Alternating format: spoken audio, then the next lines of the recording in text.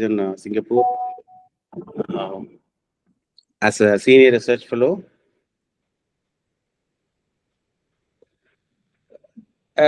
At the presently, he is working on structural and functional characterization of ligand-gated ion channels.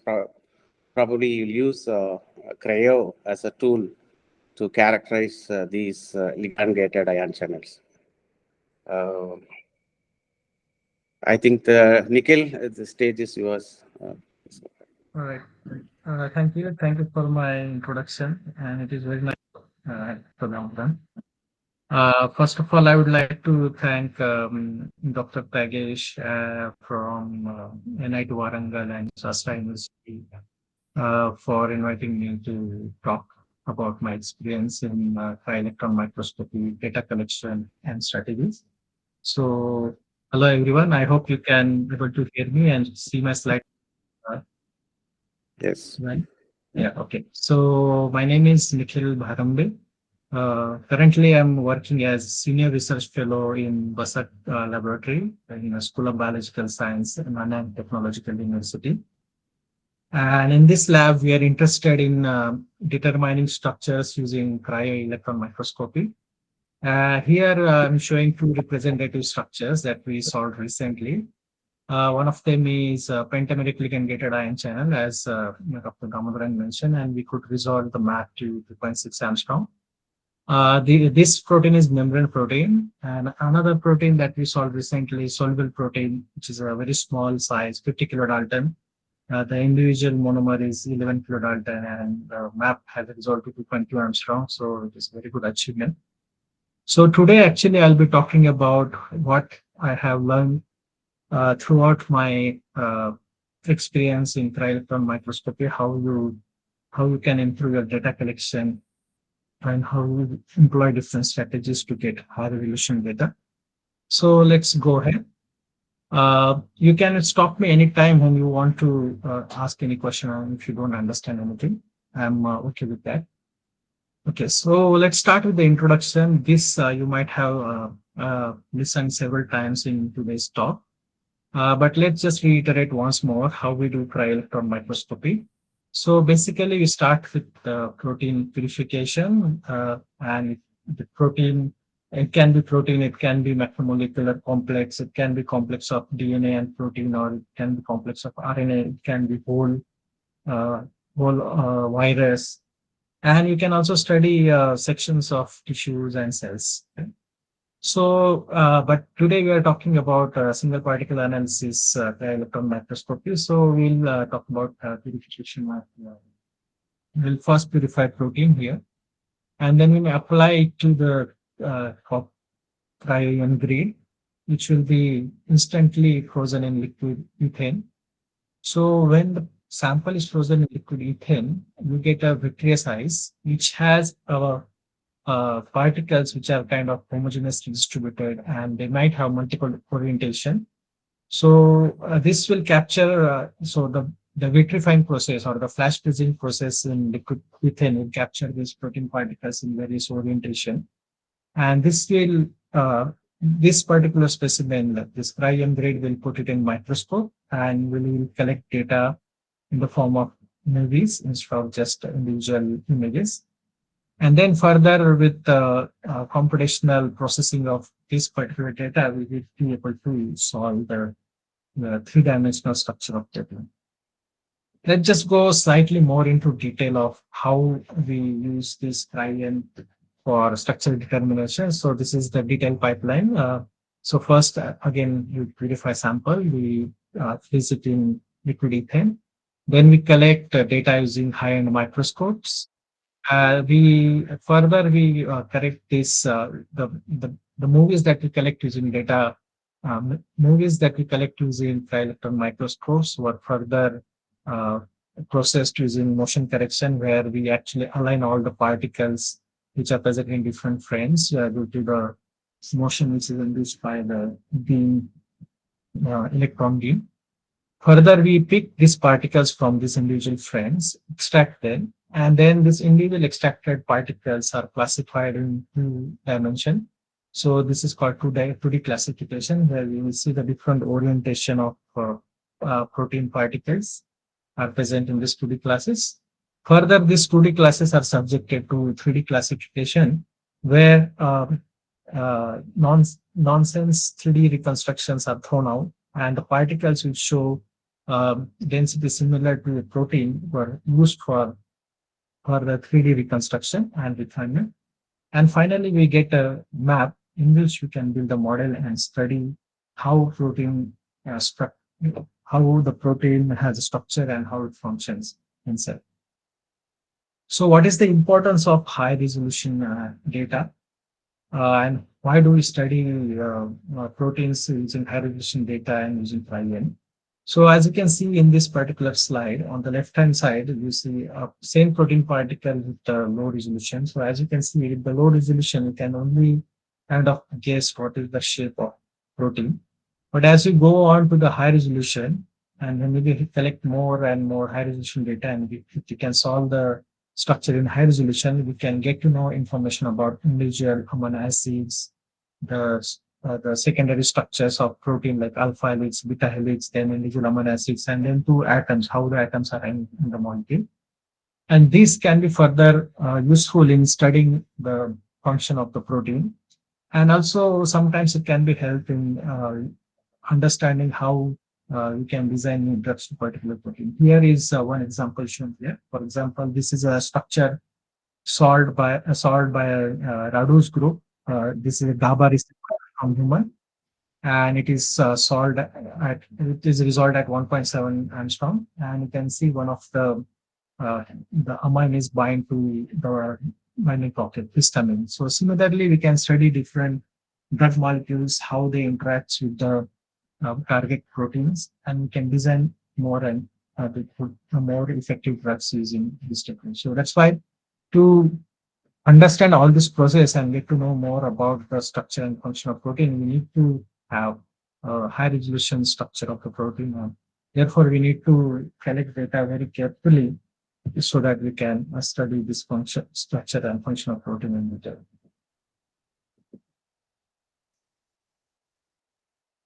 So what is, again, I will just reiterate what is the overall workflow of Cryo-EM. So first we prepare sample, and this sample protein, after purification of protein, we do quality check, quality control check, where we use various biophysical and biochemical techniques to confirm how your protein is by, you can use SPR, you can use ITC, you can use any enzymatic assay to confirm whether your protein is indeed active or not. And once you are sure that your protein is in well folded condition and active condition, you can go ahead and prepare grids by using Vitrobot, which you must have heard in the previous talk. And further, once you prepare grids, the next step is to screen the grids to know whether, if you freeze like 7-8 grids, whether one of them is good enough to go for high resolution data collection of it. And then finally, if you find a good grid, then further what you do is you go for data collection. Data collection is nothing but a collection of images of protein in the vitrified ice. That is what is called data collection. So today I will be focusing on data collection and what are the different strategies and tips and tricks to get a very good data. So let's start with that. So in generally, data collection is has 3 different phases. I am considering screening and optimization also in data collection because it's a very important part. So first, what we do is we screen the grids. Then if the grids are not good, we go back to optimization of the grids and then collect data. So let's go step by step and study the workflow in detail. So let's start with the grid screening. So as I told you before that, when we freeze grids, we use different types of parameters in Vitrobots, such as blot time. You can change the blot time. You can change different blot force, await time, and everything. You can do multiple blots, and with that we can prepare 7-8 or maybe 8-10 grids. And these grids can be checked using microscopes such as NIT-20, Artica or Glaciers. These are like around 200 kilovolt microscope. And these microscopes are generally used for scanning. Sometimes they can also be used for data collection as well. So when you prepare grids and freeze them, first thing you have to do is check the grids. How does it look in the microscope? That's the objective of the grid skimming. So how does it look in the microscope and whether it is good for data collection or not? So this is the basic objective of grid skimming. And I don't know whether this is mentioned, this has been mentioned before in the previous talk or not, but this is how the grid usually looks like. It's made up of copper and it has multiple square. And inside the square, you have carbon film, which has hole inside. So the gray color here shown here is a zoom view of this area where gray is a carbon. And inside that will be a hole in which the proteins will be present in the vitreous size. And this is how we have to go and check at every different level whether the grade is good in the overall level, and then we will check individual square, and then we'll go ahead and check the whole, whether they have some particles or not, or whether whole has vitreous size or not. And finally, when we collect image of the only eyes, we will know whether we have particles which you can see black dots in the images like this or not. So how do we start with the grade scanning? So first, when we load the grade in the microscope, we at very low magnification, such as 165x magnification, we check the overall view of the grade. So basically, as I have told you before, the grade is made up of carbon and it's impermeable to electrons. So made up of copper. Sorry, the grade is made up of copper. This bars that you see is made up of copper, and this copper is impermeable to electrons. That's why it looks dark here. And the squares that you see has carbon in it, so they are more transparent than copper. So therefore, you see white squares here. And in these white holes, when you further zoom in 300x magnification, you will start to see some kind of holes. So when you screen your grade, you have to make sure that you have to see whether your squares, like here, you can see some white line. And here also you can see some white line. So these white lines are basically the square is cracked. And you have to, when you are looking for the grid and when you're screening grid, you have to check how many grids are cracked. Like for example, how many squares are cracked. Like example, here you can see there are several squares here which are cracked. There are several squares which are like have so much bright contamination here. Some squares are like the bigger squares are called thin square, and the smaller squares are called thick square because they have more thicker eyes, and that's why they cover most of the square in the grid. So we have to keep a note of all that, and the grid should not have more contamination. A grid should not be cracked too much. And once you observe that, and if you find some good square, you have to see the edges of the square where you see a smooth edge, and there should not be any, uh, a strong edge, something like this, where you will see non-vitreous eyes. And you should not select those kind of squares for scaling and for the data collection. So you will see certain square, and when you further zoom in, you will see multiple holes, and all these holes will have eyes in it. So some here you can see that some holes are quite bright, and some holes are quite less bright. So less bright holes are basically they have thicker eyes, and more bright holes may have thinner eyes. And extremely bright holes sometimes they also appear in the squares. They usually don't have any eyes. So you have to make a note of all that and understand how your sample is actually how your grade is behaving over how your grade is present in the microscope, where you have more of a thin eyes, more of a thick eyes, and all. And then further, when you zoom in, you will see the individual holes. And in individual holes, all this area that you see here is all made up of carbon, and these circular things that you see is holes. And in this hole, basically, there is a vitreous size, and we are interested in imaging our sample in that region because that's the region where protein will be directly present in the eyes. So we check on this hole, and when we further zoom to around like 78,000 magnification from over here, you will start able to see with the boundary of the hole, and you will see the ice. So you will see there are some particles that you see. There is this particular circle here is ice contamination present.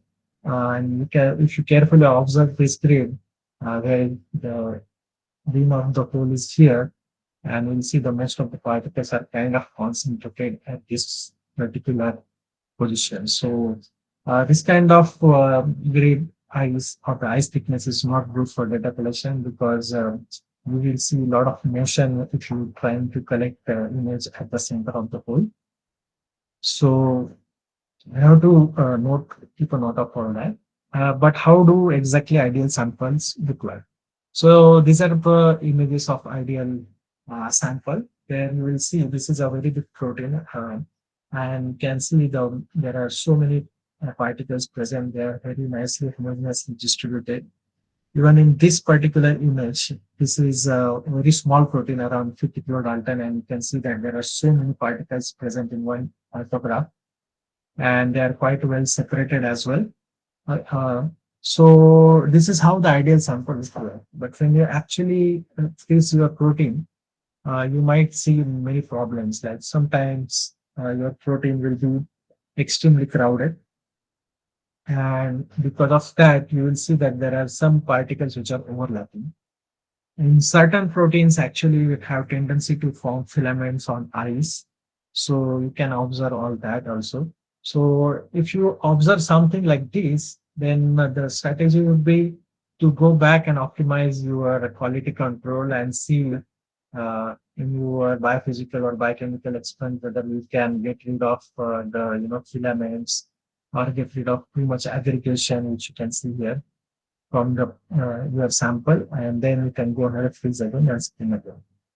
So more problems that to observe is sometimes you will not see any particles at all in your trees. So that can also happen because a certain particle prefer thin ice, certain protein particles prefer thick ice. So depending on your protein, you have to change the parameters during sample preparation that is present, and then screen your sample again. So this is another problem that is very commonly observed. So this the right image that you can see here, there are so many particles are present. If you carefully see, the particles are basically has only one view. So if I consider the red cylinder, red hollow cylinder as a particle, then you can see the bottom view, the bottom one part, which is circular, you can see the more circle kind of particles present throughout the micrograph. But there are no cylindrical particles present here. So this kind of problem is known as preferred orientation. And this can occur in many particles. So what happens is basically particles orients in one particular orientation in the ice, and with certain modification of your grid preparation, you can change that and bring all different molecules, the same molecule in multiple orientation, so that it will be helpful in getting all different views for data collection, and we will get more information from all three dimensions of protein, so that you can get high resolution structure. So if you have all this problem, how do you solve this? If you have the preferred orientation problem, how do you solve this? So one of the approaches that you can use, you can change the grid type and see whether your protein does not have any preferred orientation or aggregation in the other type of grids, such as gold grid. The grid that I shown you before is copper 300 grid. As I told you, they are made up of copper, and some grids are made up of gold. Some grids have made up of gold, but they have carbon present in the squares. But some grids are completely made up of gold. You can also add a layer of graphene on top of your grids, so that it will, attract different kinds of orientation molecules instantaneously. You can also use graphene oxide grids, or you can also use affinated grids. So this might solve your problem. Or sometimes, if even after doing all this, you still have preferred orientation, then another thing you can do is you collect data by tilting your grid. So the by tilting stage or by tilting grid, what I mean is that when you have a grid which have preferred orientation, which we see in the previous two slide, where it was showing only circular particles. But when you tilt at the same stage, you will see because the ice is slide, because the ice is vitreous, you can actually see when you tilt the stage, you can see the more information about the particle. So this can be helpful in collecting even high resolution data. Further, you can solve all these problems by stabilizing your protein by adding additives such as product analogs, such as if your substrate is, for example, ATP, then you can add NPPC to like non-hydrolyzable analog, or sometimes you can change the buffer. Sometimes you have to add a mild detergent such as fluorphospholine. So that will actually help in arranging molecule in different ways so that you can solve the problem of the Fleming formation or the fertilization. So this way you can actually change your application problem. So how does this problem look like? Sometimes you have a very thin ice and can, as I told you before, that most of the particles are kind of concentrated here. And even the ice is so thin that you can see the crack in the ice. So this is not good for data collection. So you have to look for all these squares and all these cones in order to collect very good grid and screen a very good grid. And sometimes you will also see severe aggregation of your sample, which can be avoided, as I told you before, by using different IoT and all, and changing uh, changing the grid preparation parameters. So the thin ice, when you have thin ice, the hole looks like this. Sometimes where you can see that at the center there is almost no to very thin ice, and at that this kind of holes are not good for data collection as it will have a lot of movement and particles will tend to um, attach with the go very close with the carbon. And you can see there are some contamination here. There is a ethane contamination, which you can see that we can usually show hexagonal crystalline ice in the on the grid. There are some other ice pathologies that are observed which should be avoided during when you are selecting the good grade and collecting data. You should not see any. Most of the grids uh, should not have any hexagonal crystals, which are either ice crystals or ethane crystal.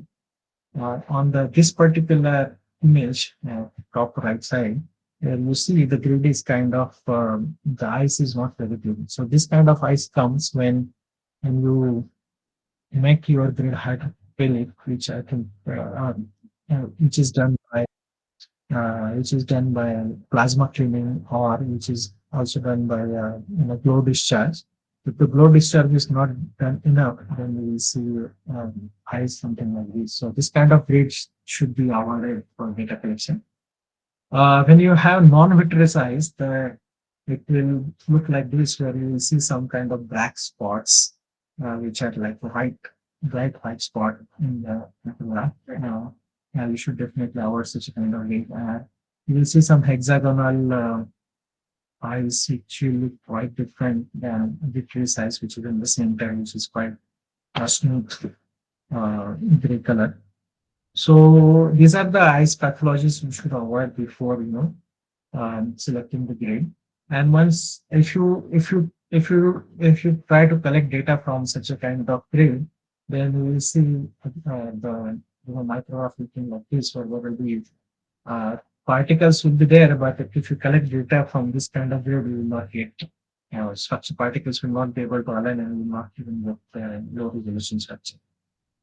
And so definitely, if you see something like this in a micrograph, you should definitely avoid this kinds of grid which has more squares which are showing the ice similar to what you can see here. So to summarize this part, how we screen this, our aim is to get a very nice vitreous and thin ice, which should not be very thin. If it is too thin, your particles might be degraded and you can see some sort of aggregation. And the particles will try to move close towards the carbon ring of the hole. If the ice is too thick, the particles will try to come together and they'll be too concentrated. They will be overlapping with one another, and electrons won't be able to pass through the too thick sample, and you will get a very low resolution structure. And particles have very, it will be very difficult to align all these particles when you try to process the data. And if your sample is too dilute, or if your sample is, too dilute, then you will not be able to see any particles in your microscope. So all these things should be avoided, and you should focus on getting a particle where you'll have a very nice thin ice and a very nice homogeneous distribution of particles. So why do we need to collect? Why do we need to screen the grades that has a thin and vitreous ice and not a thick ice? So if you see here in this particular image, there are two images here, A and B. In A image, the ice is quite thin, and in B image, ice is very thick. And if you see carefully, there is a resolution estimation done for this particular image and this particular image. And when you try to fit the resolution limit, if you like try to fit the contrast transfer function, which is basically telling you uh, what is the contrast present within this particular image. And you can see that the contrast transfer function is fitted to a resolution of 3 angstrom, where if the ice is thick, the contrast transfer function is fitted only to 6 angstrom. So this is a clear indication that the thick ice is bad for data collection, and uh,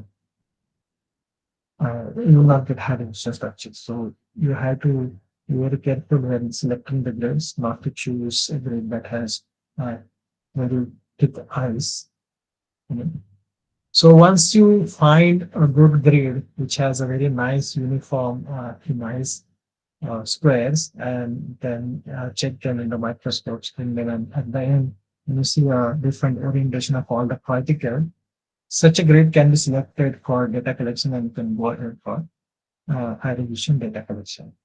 So till now, what we have seen is what kind of grades are important and how different atlas, how overall we can see the grade, how to check the grade, what are the things to remember before selecting grade for data collection.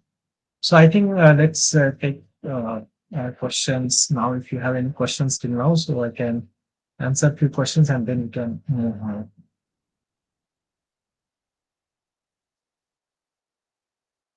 So either you can unmute yourself, or you can put your questions in the message box here.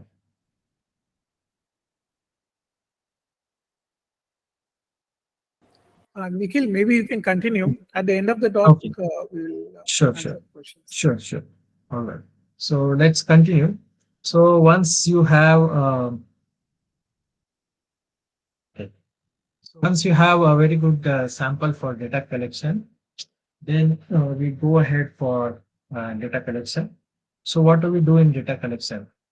So this is the so first of all, I will tell you what is the workflow of data collection, and then I will talk about how to collect the high resolution data, and what are the things that you need to remember for collecting high resolution data. So the workflow for the data collection is as follows. So first you have to collect the atlas, where we actually take the image of each and every part of the grid, and it will look like this, where after that you can select the squares from which you want to collect data. So remember, this square selection should be done in such a way that you will not have many contamination on the square, or the ice quality should be good in the squares.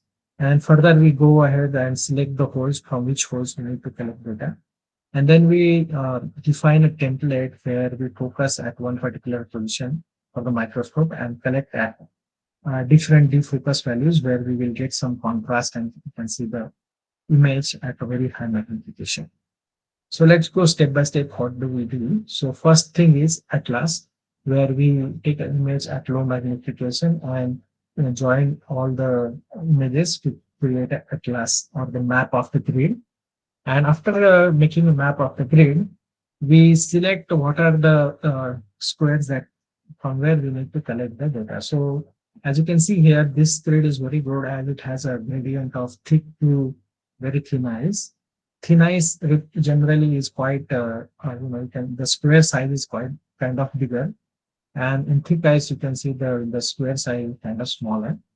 And then you can go ahead and select few of the squares from which you want to collect data. Once you have selected the square, you then go ahead and select the holes uh, in the square. And as you can see that I have deliberately avoided the holes which are very close to the edge. Generally, holes which are close to the edge of the square has a vitreous ice, so they don't give any high resolution information. So we try to avoid those kind of holes, and we collect thin holes which are present mostly at the center of the square. And then further, when you select the hole, then you go ahead and select one particular hole, and then we decide how many images we want from one particular hole. So here I have selected 3 because as you can see that the green circle here is my electron beam coming from the microscope, where the square is the region area of the detector. So as you can see that I'm not overlapping any of the, or they are not largely overlapping. So I can select 3 images from this particular hole particularly. And this is the area where actually I will uh, focus the beam here, and then I will collect at 3 different say defocus range uh, where you can able to see the data clearly. So once you do that, then we can ask the microscope to go at with magnification and collect image. After collecting image, it will look something like this, where we will have multiple protein particles which are present in the sample. So this is the just overall workflow. This can be done manually or this can be done automatically. But before doing that, if you want to collect a high resolution data, there are several prerequisites that you need to perform before collecting data. The first thing is you need to tune the microscope and make sure that the microscope is in a very good condition. You can, if you have a choice of detector, you can choose a very good detector. Most of the facilities won't have a choice; they will have only one detector. Then another thing that you can control is imaging parameters. These are very important because this will determine how whether the data can reach to have a use method. And then you can use automated data collection to speed up your process and collect more and more images so that you can get high resolution structure. So let us start with how do we exactly tune the microscope and what are the importance of tuning microscope is that we need a very stable microscope environment. Otherwise, you will have blurring images will be blurred and you will not be able to see very nice sharp images of the protein particles. So just to give a general, I'm not going into details of construction of microscope, but this is the Titan Krios, which is a 300 kilo electron volts microscope, which has multiple lenses to focus the electron beam, which is coming from the gun.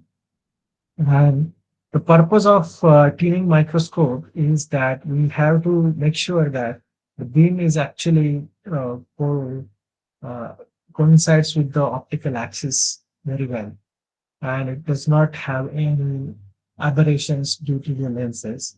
And if you don't have any aberrations due to the lenses, your data collection will be very good.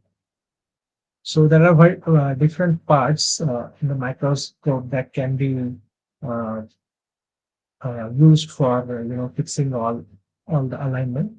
And so the way we do it is we have to bring our sample to U-centric height, and we have to do at the U-centric focus. We have to make sure that the beam is parallel That means the electron beams are running parallel. Then we have to correct all the astigmatism which are present in the objective lens. And since in the most of the software that is used for data collection are they use beam tilt instead of moving the stage, we have to correct the beam using form of the alignment, and then you have to decide what is those that you are going to use. So I will not go into too much detail of this, but I will just tell you about few things like eccentric height. What is eccentric height means? Basically, eccentric height is a height where when you bring your sample to that height and try to tilt your sample, it will not move. So, for example, this is a actual image of the you know of the grid, and in that grid you have one particular contamination which is present at the center of the grid. And if the stage is at if your grid is at a eccentric height, when you tilt it, it will not move. Let's say, for example, here. Now you can see that when the stage is tilted, this circle will become oval shape here. So after tilting the grid, it becomes oval shape. So after tilting also, this contamination is not moved. So which means that this particular grid is at eccentric height. If it is not at eccentric height, then this contamination will move. So before collecting data, you have to make sure that your sample is at the eccentric height, and even after tilting, it will not move. Another important suggestion I will give is that whenever you are collecting high resolution data, it is very important to have a coherent beam. What I mean by coherent beam is that the electrons which are coming um, from the electron gun should be spatially and temporally coherent. So, which means they should not have different uh, they should not come at different time, and they should not be they should not have different energy at different in the space. So this can be achieved if you use spot size which is higher than 4. So if you have spot size less, spot size is basically how much is the electron which is how much is the current which is present in the condenser lens, so that we will have bigger spot of electron beam, or the a smaller spot of electron beam, or bigger spot of electron beam. As you increase the spot size, you will get a bigger spot of electron beam, but we will filter it out through C2 aperture, and when we use smaller spot size, less electron will be blocked, and we will have very strong beam. And this beam will be less coherent compared to high spot size, such as spot size 9, which will have the spot size bigger, but since more electrons are blocked here, the beam becomes weaker, but you will have better coherence. And better coherence will have less aberrations in data.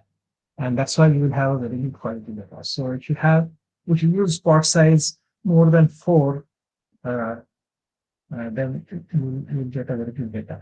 Then another thing is that direct electron detectors. So there are several direct electron detectors present in today's date. For example, I given here K2, K3, and Falcon 4, Falcon 3. All these are from different either from Gatan or from Thanjavur company, and they have their advantages and disadvantages, where some of them can perform better, some of them can give you more number of movies per hour, and so on and so forth. So obviously you cannot change your detector in the microscope frequently, but if you have one particular detector, then you can design your strategy of data collection depending on the detector. Another important parameter in data collection, high-resolution data collection, is using the energy filter. Again, we have two different energy filters, bioquantum and selectrics, again from Gatan and Thanjavur. So the more recent developed energy filter is selective X, which actually kind of filters out inelastically scattered electrons. All the Energy filter have a function of, when the sample is hit by electron, it will either scatter the electrons elastically or inelastically. So we want to collect only elastic scattered electrons so that there won't be any blurring effect due to inelastic scattered electrons, and that should be filtered out using energy filter. So by quantum energy filter usually uses minus 20 electron volt energy filter, while lattice is quite stable at minus 2 plus 10 electron volts. And this has been a quite game changer as it has improved contrast in the micro quite well along with the pattern flow detector. So this all can be done. Either you can collect your data in manually by changing to all different mags and different defocus ranges. But this can be done by using automation, and there are several automated data collection softwares available. One of them, like I have listed three of them, which are most commonly used. One of them is ETU, Cryo-EM Legion. It is from Thermo Fisher.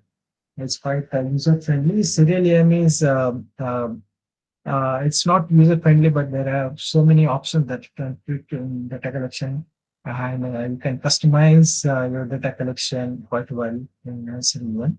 Legion is very similar to it, quite user friendly. Can use all these, and there are several strategies that you can use. Uh, all these automated data collection use strategies such as this, they will generate device or program in which there will be strategies written to collect data from 9 holes from 1, 2, 3, 4, 5, 6, 7, 8, 9, and from each hole you can collect at least 5 to 6 images, and then you can focus on the carbon area and then collect from all these 6 images. It will also check on various important parameters such as whether there is any stage movement happening or not, whether there is autofocus is perfect or not, is there any drift, or is there any beam image shift required or not. So several important parameters are actually checked with your collecting data in automated data collection. And it also prevents various aberration-free image alignment, where actually when you tilt the beam, it will not have any. So when you go from collection from here to here, the beam is actually tilted instead of staging beam. And at this point, when you collect from here to here, because of the tilting of beam, there could be aberration, but because of the aberration-free image shift correction in these automated softwares, you can collect data quite freely, and you get a large number of movies in several hours, enough for data collection. The most important parameters that you can change at your facility is basically all these imaging parameters. Importantly, exposure time, it depends on how long you want to expose. If you expose too much, your ice will start melting. If you expose too less, you will not have enough signal to identify particles from the ice. In order to get different contrast and more information in the range of all the resolution frequency, in Cryo-Electron microscopy, we use different defocus values when we collect image. So let's say when I'm saying that we are collecting 6 images a year, maybe I will start with, let's say, minus 0.3 micrometer, then minus 0.4, minus 0.5, minus 0.6, minus 0.7, minus 0.8. Like this, we will go on collecting at different range of defocus values, where when you further fit the contrast function, you will get the whole range of resolution frequencies, which will cover the entire spectrum of resolution, and you will get the full information about your sample. Another imaging parameter important is that magnification and pixel size. So the rule of thumb is that if you go higher the magnification, you will have a smaller pixel size. And as the smaller is the pixel size, it is basically high resolution. But if you go to higher and higher magnification and smaller pixel size, you will need to collect lot and lot more data, because you will be zooming more and more, and you will have a very small part of the whole that you are going to collect, and you will have less number of particles. So you also need more number of particles in order to get high resolution data and reconstruction. Another important parameter is total electron range, which could be, so this actually depends on the how much exposure we give. But typically, the range is between 40 to 60. But recently, after the Selectrix filter and the Falcon 4 I detected, people are collecting data at high total dose, also 70 to 80 electrons per angstrom, because even if there is a radiation damage because of the high dose, it can be taken care when we process data further in computational software. Another parameter is dose rate, which is 5 to 15 electron per pixel per second. This also depends on the pixel. This depends on the detector. Suppose, for example, if you are using K2, you cannot go beyond 8 electron per pixel. If you are using K3, you cannot go beyond 15 electron per pixel. So this dose rate is actually dependent on the detector. But basically, the total dose is very important here. If you do not go beyond 60 in K2 and K3 detector, the sample should be good enough. It wouldn't have any radiation damage. Another important parameter is data collection mode. Whether you are collecting in counting mode and super resolution mode. Counting mode is the actual magnification, while super resolution mode is kind of a digital magnification of your pixels. And that can dramatically improve your resolution, because the pixel size in counting mode and super resolution mode is like in super resolution mode, pixel size is reduced to half in the counting mode. So that will have more information, and you can record the electron events quite well.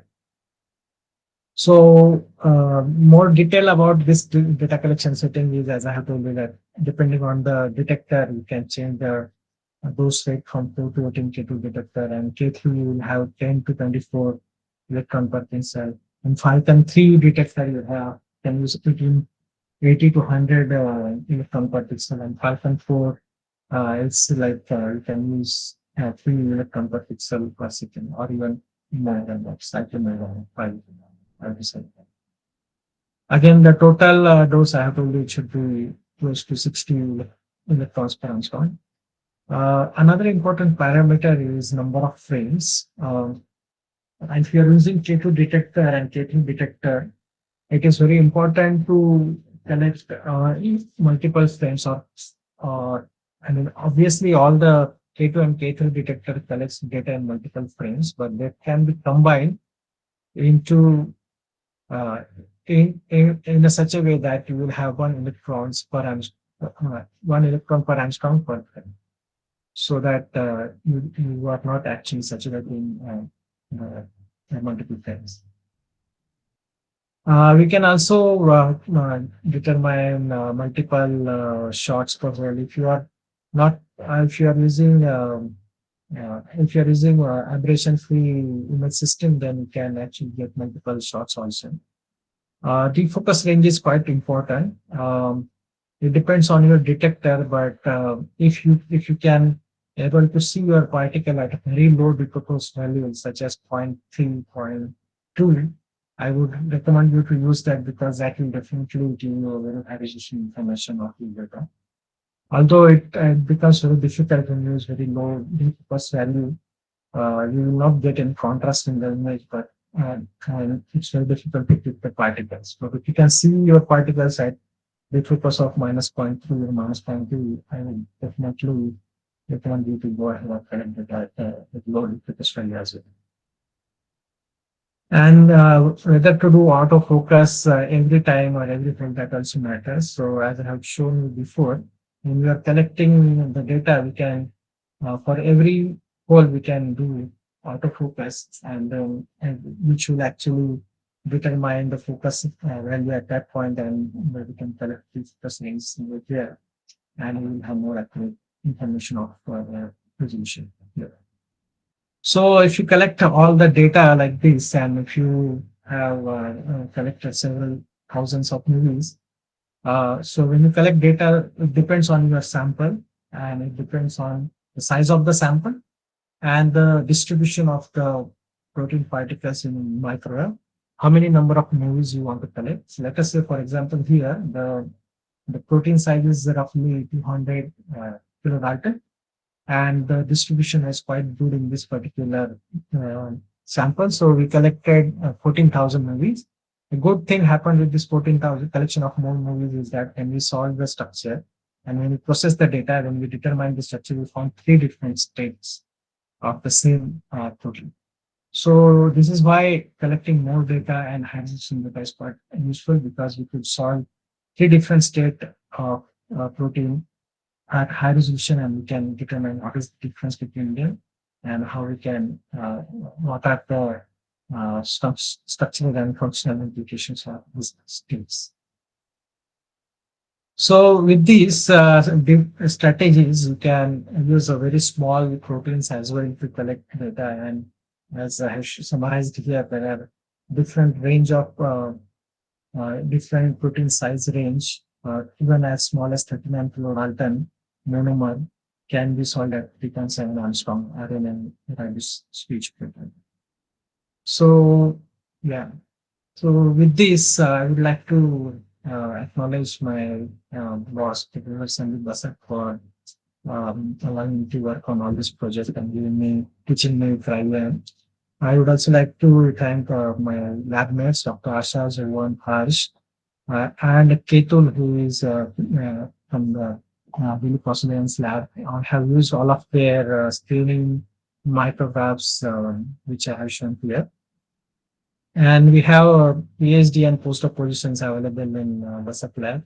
If you are interested in joining for PhD, you can directly apply to NTU scholarship. And if you're interested in doing postdoc, you can write to either NTU Sandik Basak.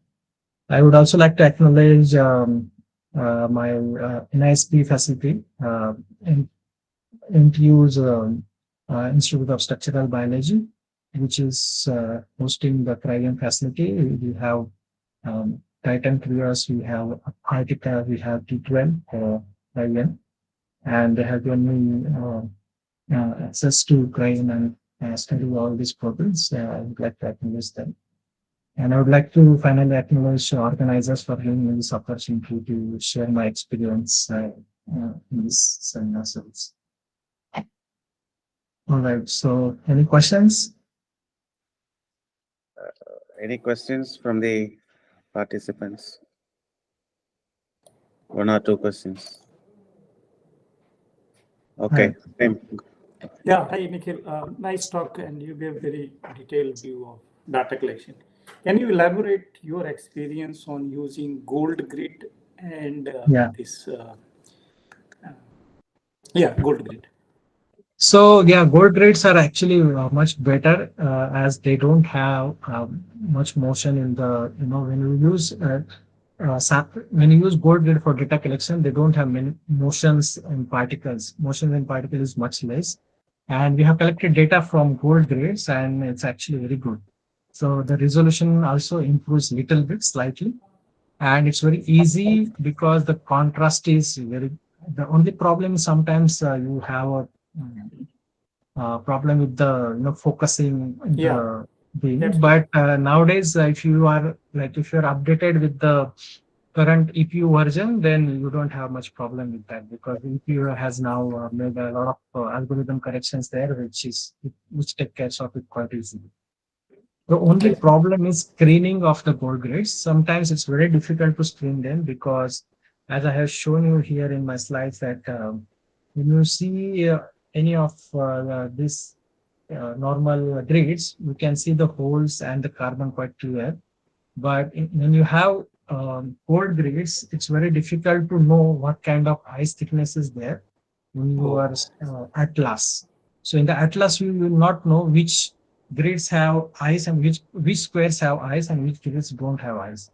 But there is a method to check that. So I can actually tell you in detail now, or I can talk to you in personal, because we can talk later. It's too technical. Yeah, it is too technical. Any experience with using graphene? Oh yeah, so all the these things that you see is graphene grids. Actually, these are homemade graphene grids. Most of the data that you see, this is from graphene grid. This is from graphene grid.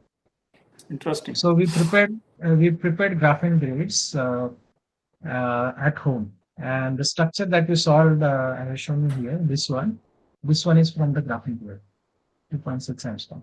So earlier we were stuck at 3.5 Armstrong actually. And our protein was also not stable in carbon base for some reason. And for other reasons actually, for the buffer. And then we tried several things. We changed buffers, then we changed graphene.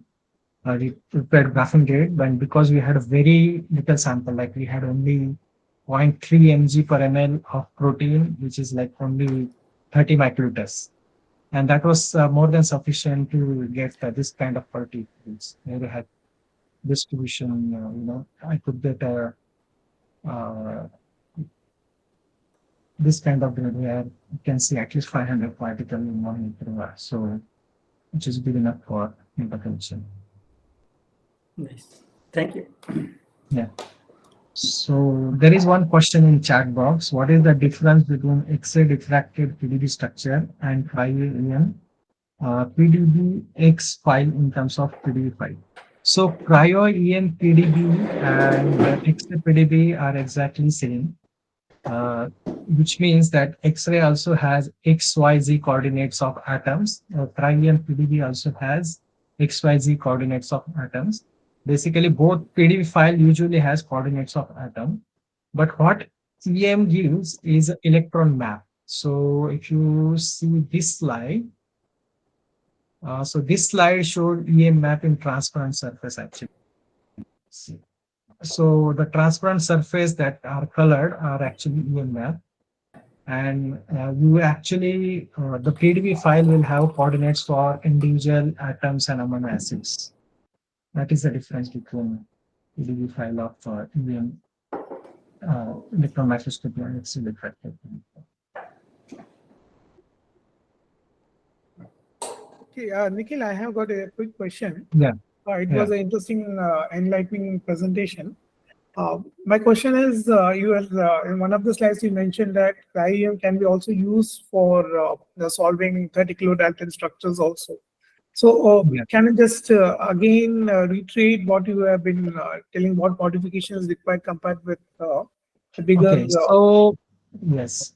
So you are asking about small protein, right? Yeah, small proteins. Yes. So yeah, so this is the difference. You can see in this particular slide, this particular, if you see this protein on the left is actually around 500 kilodalton. Okay. And the 500 kilodalton protein you can easily see. Although this particular micrograph is not low pass filter, this is low pass filter micrograph on the right hand side. The right hand side protein particle is 50 kilodalton, 50. Okay. The important thing is that you need to have more and more number of particles in order to get the high resolution. So if your distribution is something like this, like here, which is very nicely distributed, and in one micrograph I have almost 5,000 particles, and here I have only 100 particles. So if you collect 1,000 movies of this data and 1,000 movies of this data might go to to 2.5 Armstrong, but this data, the small particle data, will stuck at low resolution. So you need to have a very thin ice. So this particular data has and this protein particle grid is in very nicely thin ice. Plus the data collection, I have told you that the difference that I did is like I have set up the microscope in such a good tone that there are no aberrations or anything. And because the particle is very small, right? Even if there is a small aberration, it will cause problem in further processing when we actually align the particles in the further processing, which is actually, I think the next topic is about. So in that process, like here, when you try to do 2D classification or 3D classification, you will not be able to align if you have any problem with the microscope alignment. So you have to make sure when you are collecting small particle data, your grid should have a large number of particles uniformly distributed, plus your microscope has to be very well aligned. Okay. Yeah. Thank you. Yeah. How much sample is required? I mean, the volume. Sample volume. So basically, the grid is 3 millimeter, and three microliter we usually apply. And if you are using graphene grade, you will need 0.1 mg per ml sample. If you are using non-graphene grade, you will need 1 mg to 2 mg sample. Sometimes people go 10 mg also, because some protein prefers to go and bind to the carbon. They don't go into the ice. So in order to go into ice, they'll concentrate more. But if you're using a small protein, like here in my example, the 50 kilodalton protein, we used 1.5 mg per ml. And with that, we got such a nice micrograph and did that. So it really depends on how thin your sample is, and whether in all that thin ice your particle is homogeneous distributed. If it is too thin, the particles will try to go towards the carbon, which is not good, because when you collect data, they will have even further motion because of the induced temperature change. Okay. Any other questions?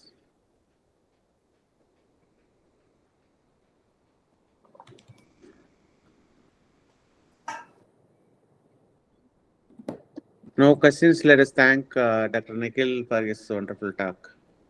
Thank you. Thank you very much. Thank you, Thank Nikhil. you. All the It best. was really enlightening. Thank you. Yes. Thank you. Right.